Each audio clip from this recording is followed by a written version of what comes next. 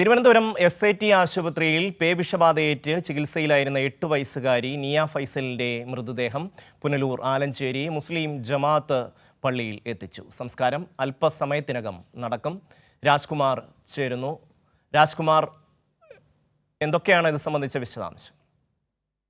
നിലവിൽ ഇപ്പോൾ സംസ്കാര നടപടികളെല്ലാം പൂർത്തീകരിച്ചു. ഇതിൽ മാസ്കും മറ്റ് ഇതിന്റെ പേവിഷബാധ ഉള്ളതുകൊണ്ട് തന്നെ അതീവ സുരക്ഷയോടുകൂടിയാണ് മൃതദേഹം കബറടക്കിയത്. അതിൽ ഏതാനും കുറച്ച് ബന്ധുക്കളും കുറച്ച് നാട്ടുകാരും മാത്രമാണ് ക്വാറന്റൈൻ ഉൾപ്പെടെ അന്ന് ഇപ്പോൾ ക്വാറന്റൈനിലാണ്, നിരീക്ഷണത്തിലാണ്. അതുകൊണ്ട് തന്നെ കൂടുതൽ ആളുകളെ ഇതിന്റെ സംസ്കാര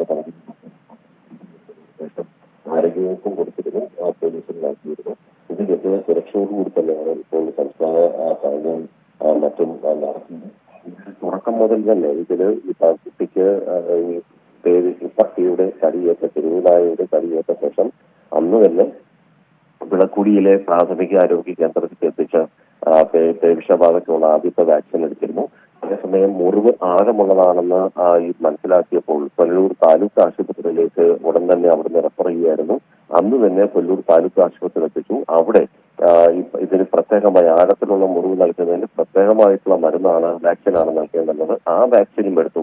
പിന്നീട് 2 ആഴ്ചയ്ക്ക് ശേഷമാണ് കുട്ടിക്ക് പനി ബാധിച്ചതും SITയിൽ പ്രവേശിപ്പിക്കുന്നതും.